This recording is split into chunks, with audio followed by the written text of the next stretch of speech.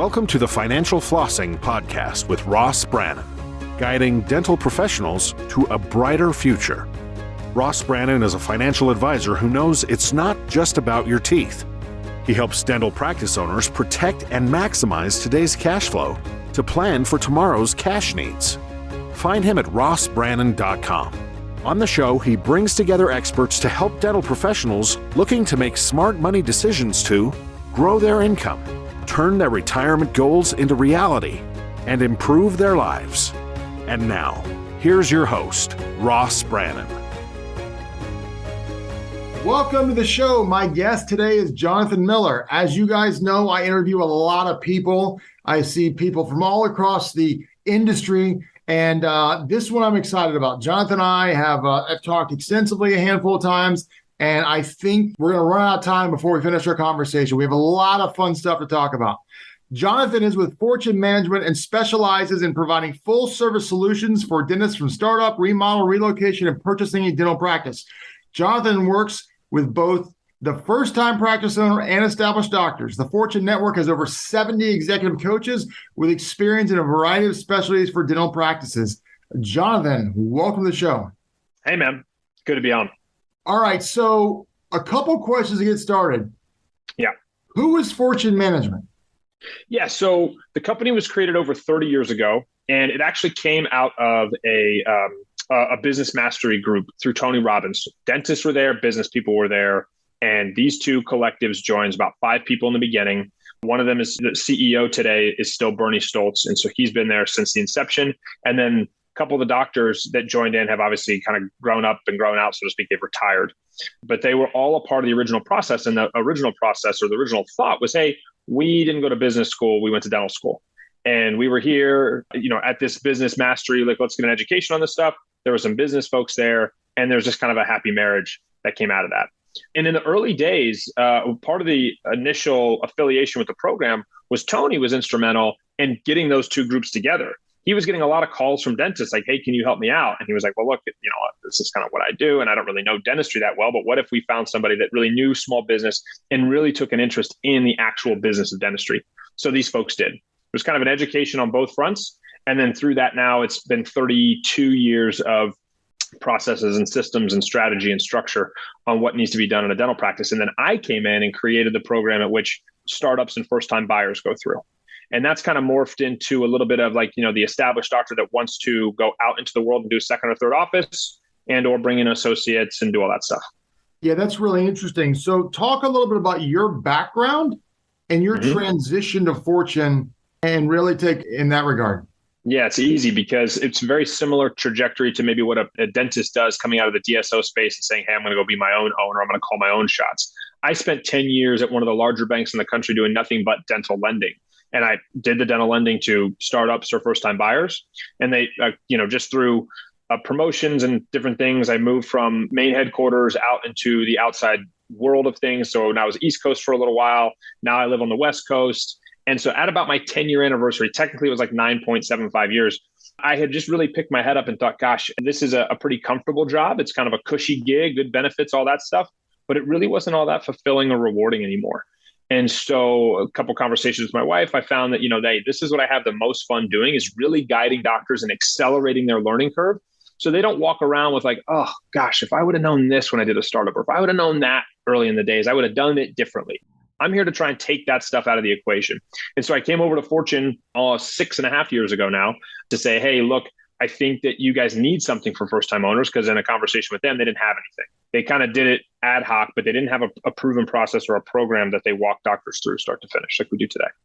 Well, it's interesting because I was just talking to a brand new first-time owner just recently, and some of the challenges they have, it can be quite overwhelming. And as we've talked about numerous times on this podcast, dentists get a lot of clinical training and very little business training. So you kind of learn from the school of hard knocks, and some people graduate and some people don't. So talk a little bit about what is your startup program like? And then talk about some of the other things you do for dentists. Yeah. So there's a few things on the startup side of the house. So on the startup program, really, it's very much identifying, because a lot of doctors call me and say, do I start a practice or do I buy a practice? It's identifying which route's best for you. Because through the startup world came a request and a need organically for buyer advocacy as well. And so really I get calls for both. Like the same doctor will say, hey, I'm interested in one or the other. Which one's best for me? It's not exactly for me to say, hey, you're destined for this, but I do walk them through a series of questions. In short, my role as a startup coach is to walk them through from start to finish, which start is like, hey, I think I want to do a startup, but I don't know where to open or what shopping center to be in, or do I need to own the building or what lender to talk to or all that, all the way to doors open. And there's all the steps in between there, right? Now, the joke I make a lot is, hey, if I chunk it down into a 10-step process, but if I told you there was really like 95 steps and I gave you the checklist, you'd be like, nah, I'm good. I don't want to do a startup anymore. It's kind of like kids, right? You're like, oh, I got to do all that too? Right, yeah. Maybe not. Maybe I'm okay on the kid part. So it's overwhelming. There's no doubt about it. But if someone's already got their practice, what do you do if they call you? Yeah. So first thing I want to find out is, did they buy that practice or start from scratch? Right. And then I want to start to do an analysis, just like anybody else in the business world would, and say, okay, let's look at your KPIs or your key performance indicators. And if you started it, then I'm going to benchmark you differently than if you bought it. Right? If you bought a practice doing $600,000-$700K a year and you're like, I'm doing $900K, but I just can't seem to get over the $1 million hump, that's not really all that crazy, right? Meaning like you were 600 or 700 already and now you're at 900. Like you've done some stuff right, but you already had fuel in that tank. This thing is already a proven process. You should be able to get this thing up over $1 million here pretty quick. If you started from scratch, from zero, and said, hey, I'm at 600-700 and I just can't, there's something there. Sometimes it's about the decisions you made early on in the process. Maybe one of those decisions was, I went with 3 ops and that's it. That's all I got. Oh, okay. Well, $1 million or pushing $1 million might be as good as we can do. Now, it also depends on your investments in technology and kind of what dentistry you do. Because I tell doctors when I get on the phone with them today, listen, if you get on the phone with me and say, hey, I'm really just going to do bread and butter dentistry, then I can cap your income right now and tell you that, look, you're never really going to get above this. Doing bread and butter, crown and bridge dentistry just isn't going to cut it anymore if we're really talking about growth. What is that? What is that cap typically? So different for different pockets of the country. But I would tell you that most bread and butter folks, it's going to be really, really hard to get up and over $1 million. And now where are you? Million? Are you saying top line revenue? Top line revenue. I'm saying top line revenue. Yep. So we'll call it collections because sometimes doctors understand that better. So we'll say never going to get over $1 million in collections. Now, yes, I want to stay away from terms like always and never. And it does matter. You can push back on me all day if I'm fee for service or PPO. Totally fine with that. Right. We also know it's going to be easier to get $1 million of collections in Southern California than it would be in the Midwest. It's going to be easier to do that in New York City than it would be, maybe in the South. Obviously, a higher cost of living in both those places. But as a general rule, $1 million of collections if you're doing bread and butter dentistry. Yeah. That begs the next question. Well, let's suppose I am the bread and butter dentistry guy, but I want to really grow my revenue. I want to make more money. I went to school. I incurred $300,000-$400,000 in student loan debt to do this. I want to make some serious dough. What do I have to do? I would tell you to develop your hygiene department. You've got to develop a really good hygiene department. Now, conflicting ideas are, I have a 3-op facility and I want to develop a really good hygiene department. Really, really tough to do, right? Because you don't have enough chairs to develop a really good hygiene department. So again, now I'm starting to dissect, well, wait a minute, your early decisions are going to impact some of these things you can do in your future. This may be as good as you can get. So if you are in this, let's go down the path, 3-chair facility and I want to do really well, maybe it's more just about driving money to the bottom line. Maybe we can look to get more efficient with everything in between top line collection $1 million and bottom line profits. Because I definitely know some doctors that are doing $1 million in the middle of Kansas that are making great money and don't have a care in the world. 3-chair facility, all good. That's no problem. I'm not here to say you have to do more than that. But in California, that's not going to cut it. So what I see, and I've mentioned this numerous times, I see this continuum of on one side, you have doctors who own a job. It's a really good job, but you own a job. And this is not LA or New York numbers, but generally speaking, they probably have an income of $250 to $350, maybe a little more, maybe a little less. But you own a job, really good job, but you're not getting rich. Then you have the other end of the spectrum, which is business owners who happen to be dentists who are making $2 and $3 million. I know dentists who work 2 days a week and make $2 million a year. And so and of course, then there's everyone in the middle. So could you speak to the business owner mentality versus the owning a job mentality? Yeah. So if we break it down simply, it's right now the job mentality is you're trading time for dollars. You want to get paid for what you know and not for what you do. And that's the difference in dentistry, because so much of dentistry happens with our hands and so much happens when I actually produce dentistry. And so you want to shift that into, I get paid for what I know, not for what I do. And so what I know is, and then you're going to go down the path of bringing in associates, itinerant specialists, and like I said, building a really well thought out hygiene department. Yeah, that's really interesting. So what would you say is the biggest mistake dentists are making, or when you talk to someone, you were to talk to 10 people, what is the biggest mistake that you see people making? So the first one would be that the understanding this concept that the first loan you get is the easiest loan you're ever going to get in dentistry. So you better set yourself up right. So every lender is going to look at you as glass is half full and not half empty on your first loan. Okay. So whether it's a startup or an acquisition, you got to go swing for the fences. So to try and go super bootstrappy, or I'm going to go at it and approach it with, I want to borrow as little as possible, is a big, big fat mistake, because you only get one shot at that. And if you go borrow as little as possible, let's say you did it for 200 grand and you get the doors open and okay, great. But then all of a sudden, you're 3 years in and you're doing $500,000 and you want to now do something. The bank doesn't look at you as a startup anymore. They look at you as an established doctor, established practice. And I'm here to tell you that most banks project a first-time doctor starting from scratch to do more than $450,000 in their first year.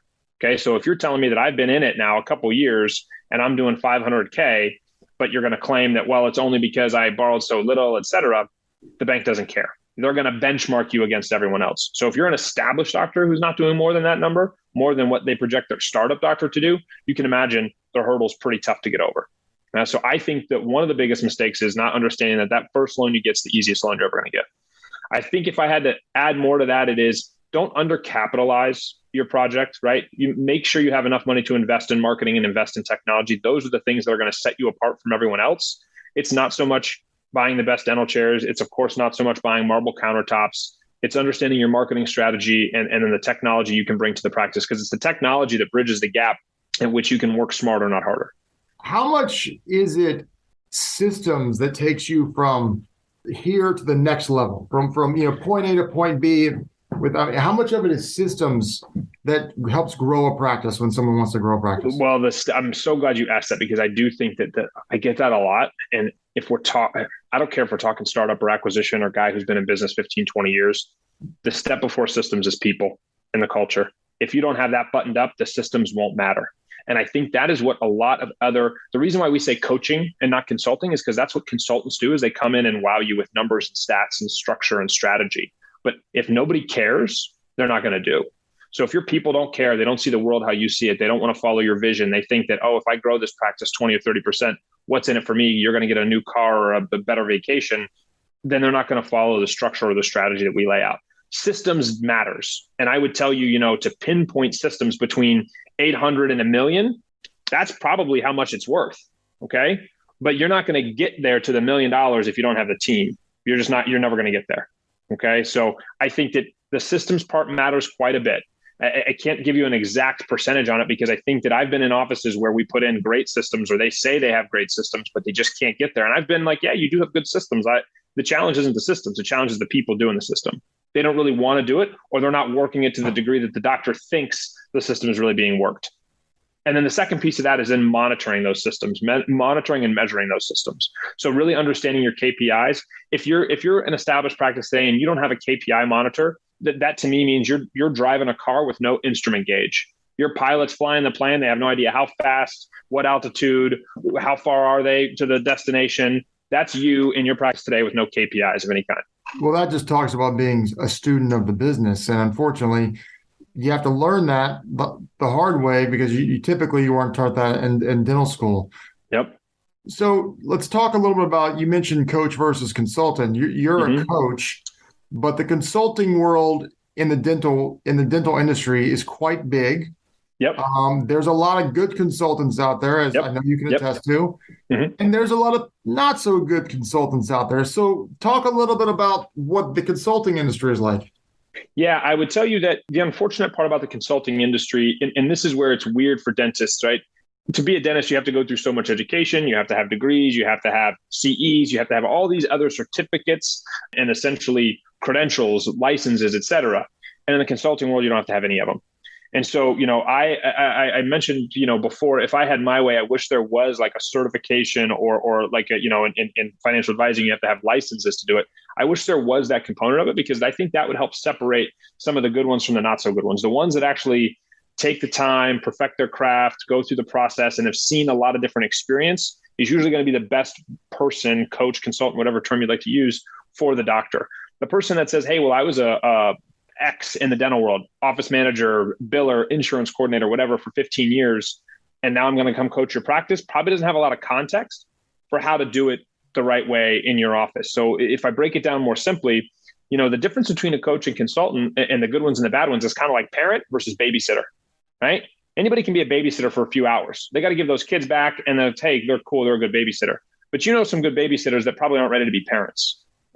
And you also, as a father, I only have the two, so you know more about this than I do. But I'm here to tell you that like the parent life is a lot different than the cool uncle or the cool aunt or the niece, nephew. You're the cousin to nieces and nephews, that kind of a thing.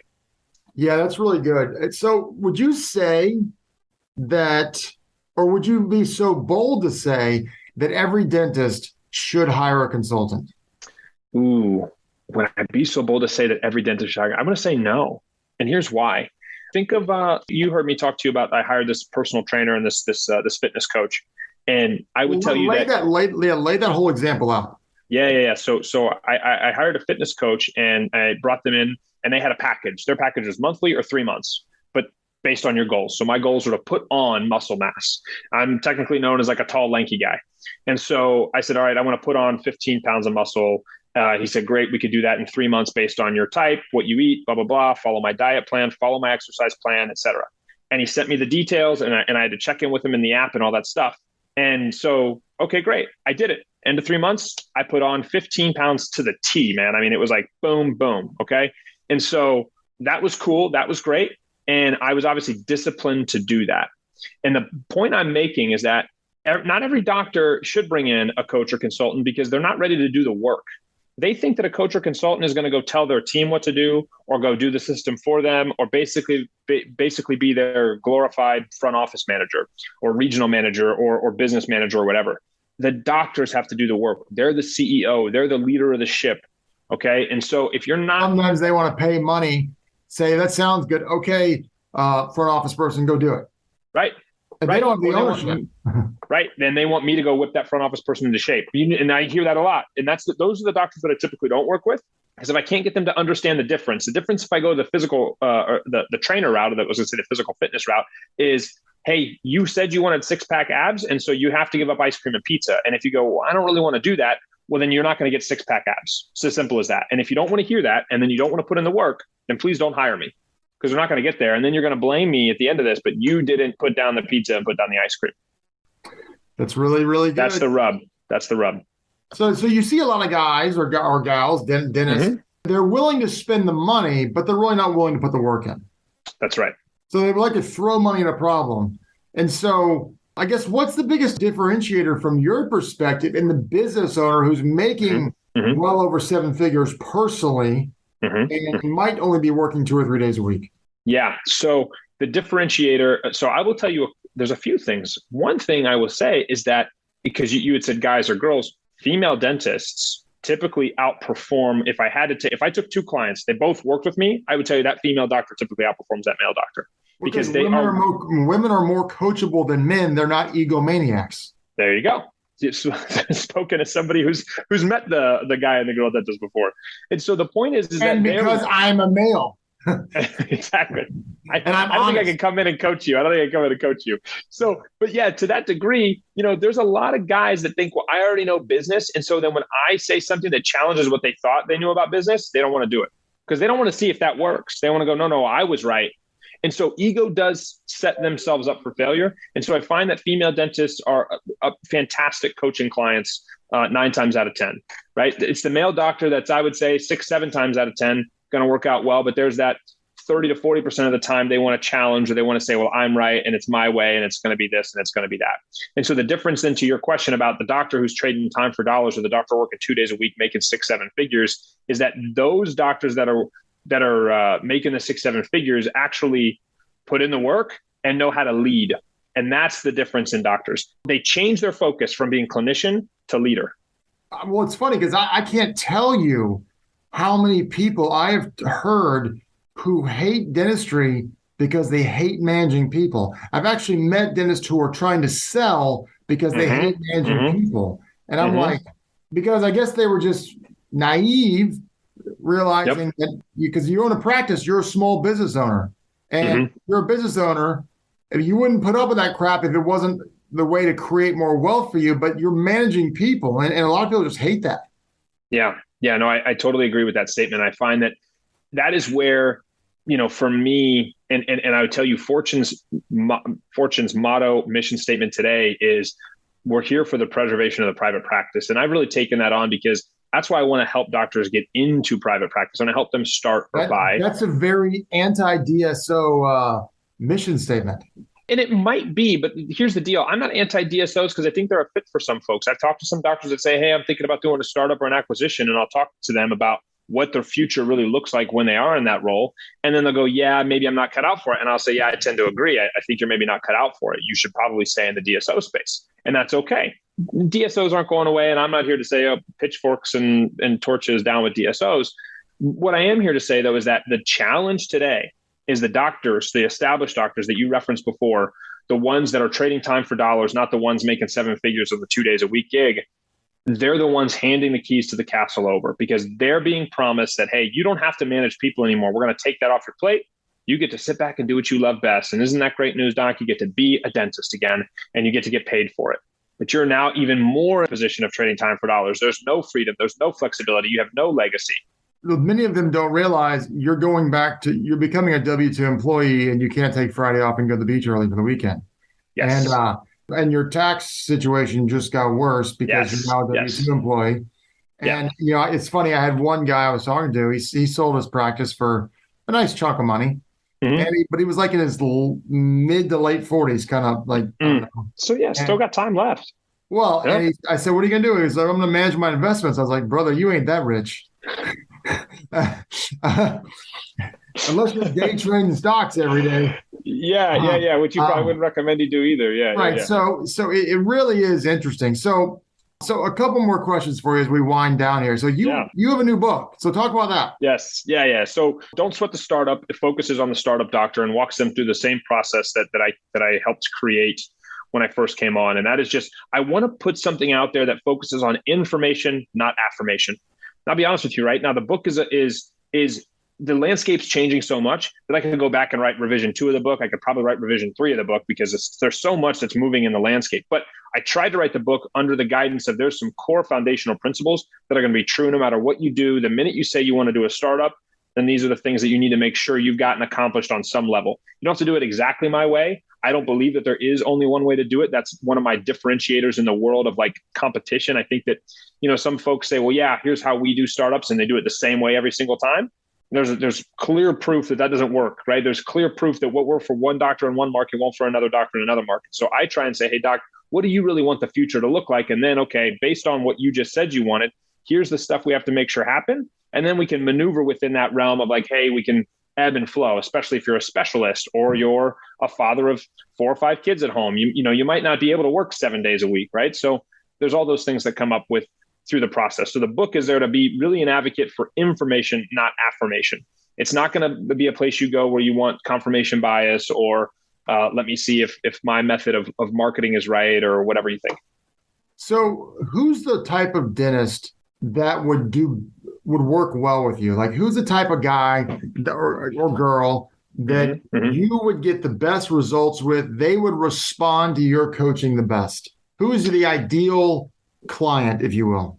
Yeah. So if I go big picture, it's the folks that are focused on being resourceful and not on resources, because it's going to happen. And it is an abbreviation with SH in front of it. Okay. And so when that happens, we have to be committed to being resourceful. I can walk you through just about every single scenario, but I can't do every single scenario for you.